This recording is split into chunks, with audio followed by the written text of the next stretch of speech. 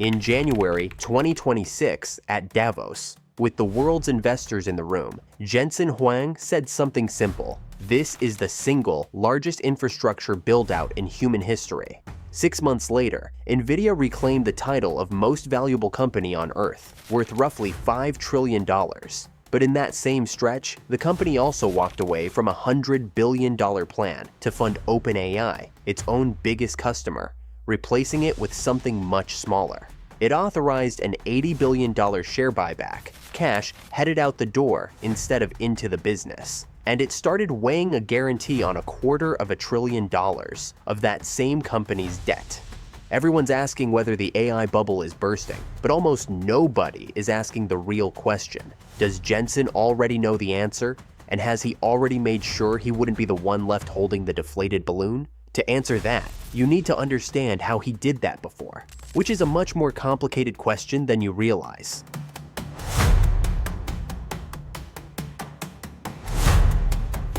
January 1993. 3 engineers are sitting in a booth at a Denny's in San Jose, California, drinking the bottomless coffee because it's the cheapest place in the city to sit for 4 hours without being asked to leave. Jensen Huang is 29. He turns 30 the following month. He'd worked in a Denny's as a teenager, washing dishes first, then clearing tables, then waiting them, and now he's back in one with 2 colleagues, Chris Malachowski and Curtis Pram, and a plan to build a chip.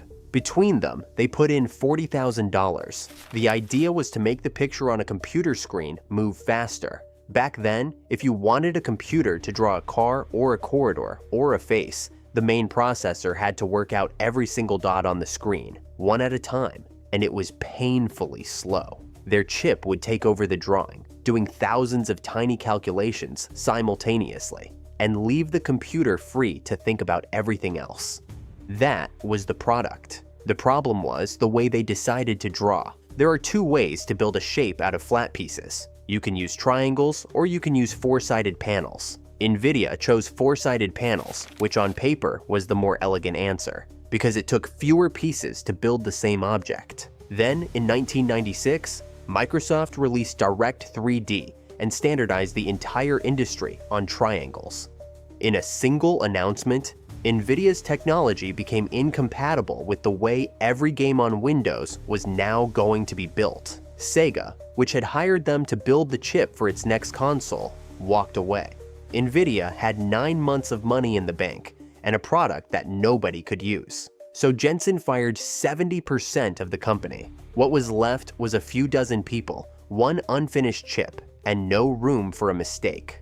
By then, Nvidia had about 1 month of payroll left, so Jensen got on a plane to Japan. Sega still owed Nvidia money under the old contract, the one for the chip that never worked, and Jensen's pitch was simple. Instead of paying that money out, put it in. Sega's chief executive, Shoichiro Irimajiri, took it to his board and got $5 million approved, months after the chip deal had already collapsed. The partner who pulled the plug ended up funding the comeback. It bought them 6 months, and 6 months was enough. Normally, when you design a chip, you do it in rounds. You send the design to a factory, you get the physical silicon back. You find out what's broken, you fix it, and you go again. Each round costs a fortune and takes months. Nvidia could afford exactly none of them, so they built a simulation of the chip in software, tested the whole thing on a computer, and then sent the design to be manufactured once, with no way of knowing whether any of it worked until the boxes came back. It worked. The Riva 128 shipped in 1997, and it moved. 1 million units in 4 months, flying off shelves into the bedrooms of teenagers and 20-somethings who wanted Quake to run properly on a computer their parents had bought so they could do their homework on it. Gamers saved the company. Jensen took a specific lesson out of that year, and he's been repeating it out loud for 33 years since. In company meetings, to new hires, to journalists, in the bad years, and in the record-breaking ones, the same sentence. Our company is 30 days from going out of business. People hear that and assume it's a motivational slogan, but it's more like a reminder of something that actually happened to him. Jensen has almost never seen the demand coming, but even then, he has never once failed to survive it leaving.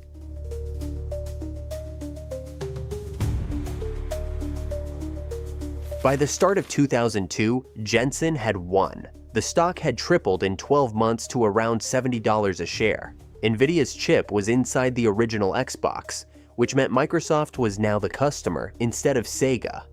And in November 2001, Nvidia was added to the S&P 500, the index of the 500 biggest public companies in America. The company it replaced on that list was Enron. 8 months later, the stock was under $10. Three things happened at once. In January, the SEC, America's financial regulator, opened an investigation into Nvidia's accounting. By April, the company had agreed to restate 2 full years of results, and most of a third going back and rewriting numbers it had already published. At the same time, the Xbox contract was falling apart in a way nobody outside the company could see. Nvidia had priced those chips, assuming sales that never showed up, so it was losing money on every unit, and Microsoft took it to arbitration to pay less. Roughly 90% of the company's value was gone, and Jensen drew a very specific conclusion from it, which was not about accounting. Twice now, he'd built his business on top of somebody else's product. First Sega's console, then Microsoft's. Both times, the other company made a decision in a room he wasn't in, and both times it nearly ended him. He was an arms supplier with exactly one customer, and one customer is not a business. It's a hostage situation. So in 2006, he did something that made no sense to anybody watching. Here's what a graphics chip actually is. To draw a picture on a screen, you have to work out the color of every dot, and there are millions of dots, and they can all be worked out at the same time because none of them depends on the others. So a graphics chip isn't one powerful brain like a normal processor. It's thousands of tiny, stupid brains doing simple sums simultaneously. That's the whole trick. And Jensen's engineers had noticed something. Plenty of problems that have nothing to do with pictures look exactly like that. Weather forecasting, molecules folding, financial risk, anything where you need the same simple sum done a million times over. So Nvidia built software called CUDA, which let anybody use that pile of tiny brains for anything they liked, not just for drawing. Then they gave it away for free, and they built it into every single chip they made, including the cheap ones, which meant every gaming card sold anywhere on Earth was now also a scientific instrument. Wall Street hated it. Nvidia was a company that sold toys to teenagers, and it was pouring money into free tools for university researchers who bought almost nothing. Over the following decade, roughly $12 billion of research spending went in that direction, and for years, the honest summary was that it had achieved very little. And this is where the legend gets written backwards, because the story people tell now is that Jensen saw artificial intelligence coming and built the road to it. He didn't. He built it for scientists. What actually happened is that in 2012, 2 graduate students in Toronto, Alex Krzyzewski and Ilya Sutskever, wanted to train a program to recognize photographs. University computers were too slow and too expensive to book, so they bought 2 ordinary Nvidia gaming cards, the same ones a teenager would put in a machine to play Call of Duty, plugged them into a desktop in a bedroom, and used CUDA to do it themselves. Their program, AlexNet, didn't just win the competition it was entered in. It beat everything else so completely that the entire field of artificial intelligence changed direction within about a year. 2 students, borrowing gaming hardware, started the boom that would eventually make Jensen the richest arms dealer in the world. He had no idea they existed, but it worked. After 2012, whoever won the AI race, whichever company, whichever country, they were going to have to come through him first. He'd finally stopped depending on one customer. The trouble is, the first fortune those tiny brains delivered was not the one he told everybody it was.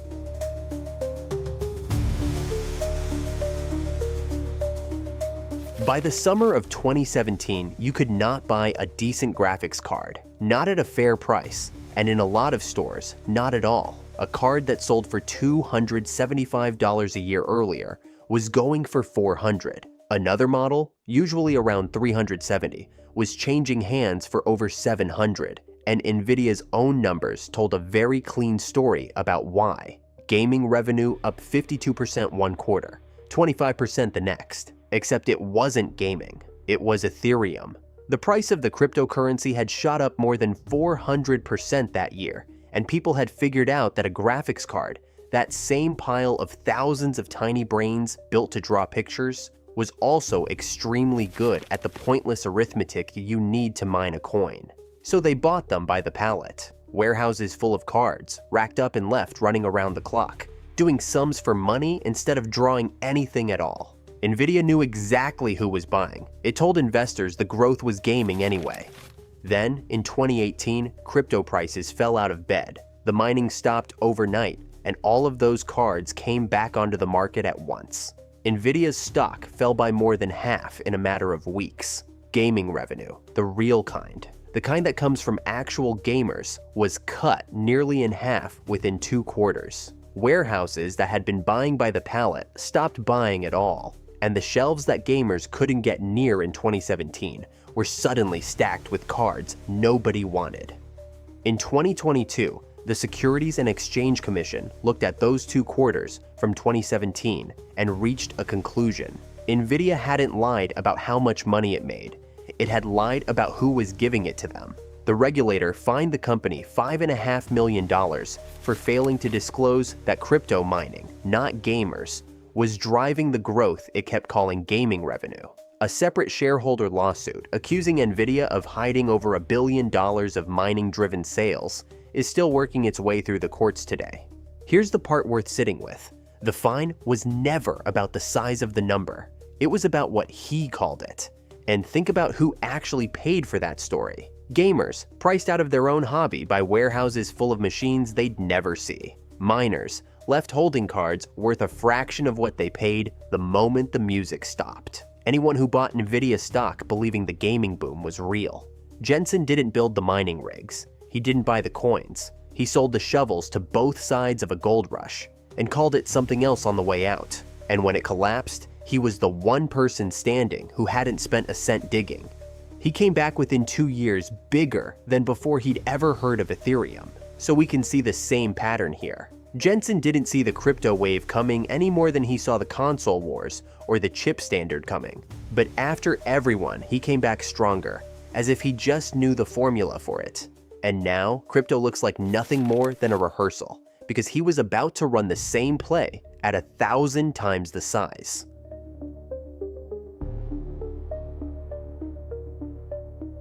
The play was simple enough. Find a wave of demand nobody had fully priced in yet, ride it as far as it would go, and worry about exactly where that demand was coming from later, if at all. On the 30th of November, 2022, the wave got a name everyone would recognize: ChatGPT. Half a year later, Nvidia told Wall Street to expect $11 billion of revenue for the coming quarter, when analysts had penciled in 7.2. It was the biggest guidance beat anyone in the market had ever seen. The stock added roughly $200 billion of value in a single day. By the 30th of May, 2023, Nvidia was worth $1 trillion for the first time in its history. From there to $5 trillion took a little over 3 years. On paper, every number since has looked like winning. Underneath the paper, it starts to look like something else. Start with the money already spent. Nvidia currently has $145 billion locked into supply it's agreed to buy. Chips, materials, and factory time. Some of it years before there's a confirmed buyer for the finished product. That's not a company selling into demand. That's a company betting the demand will still be there when the bill comes due. Then look at who's actually paying him. In one recent quarter, 2 customers, unnamed in Nvidia's own filings, made up 39% of everything the company sold. The very next quarter, it was 4 customers, 61%. And every one of those customers, Amazon, Google, Microsoft, the labs building the models themselves, is spending its own billions to build its own chips, so it needs him less. And here's where it stops being abstract, because you're paying for part of this too. Memory chips, the same chips inside every laptop and phone on Earth, have climbed in price by somewhere between 80 and 170% over the past year, because the factories that used to make them for your computer are making them for data centers instead. Your next PC will cost more, not because it got better, but because a company you've never bought anything from needed the memory more than you did. In November of 2025, in a private meeting with staff that was later leaked, Jensen admitted the company had landed somewhere with no good exit. Beat expectations, and Wall Street calls it proof of a bubble. Missed them, and Wall Street calls it the bubble popping. He joked that the internet had started calling Nvidia the company holding the entire planet together. Then, he added that it wasn't really a joke, but admitting that didn't slow him down. In the last week of July 2026, all in the space of a few days, Nvidia was weighing a guarantee worth $250 billion on its biggest customer's data center debt. On top of the stake it already held in that same customer, a real $30 billion. What was left standing after Nvidia walked back a much bigger $100 billion plan months earlier, and $5 billion into a new company called Safe Superintelligence, run by a man named Ilya Sutskever, the same Ilya Sutskever who once borrowed 2 ordinary gaming cards to build the thing that made Jensen rich in the first place. The student who started this whole boom by accident is now someone Jensen writes checks to directly. Put plainly, he isn't just selling shovels anymore, he's lending people the money to buy them, then counting their purchase as proof the gold was real all along. There's a name for that: circular financing, meaning the money never really leaves the family. It just changes pockets before it gets counted as revenue again. Even his own yardstick is turning against him. At Davos, Jensen told the world to judge the bubble by one number: how much it costs to rent his chips by the hour. Since then, the price of renting the chip everyone wanted most has fallen by roughly 75%. Michael Burry, the investor who famously shorted the 2008 housing market, is holding a bet against Nvidia's stock right now. His comparison isn't to Enron, it's to Cisco, the company that stood exactly where Nvidia stands today at the peak of the last bubble and never came back. Nvidia took the comparison seriously enough to send its own memo to Wall Street analysts, quietly denying accusations of fraud. A $5 trillion company does not usually feel the need to write that sentence down. Every part of that reads exactly like the beginning of the Cisco story. The most valuable company on Earth, doing something that looks, from the outside, unsustainable. But there's one thing sitting in Nvidia's own accounts that Cisco never had at its peak. And it's the reason you should watch what Jensen does with his money, not what he says about it.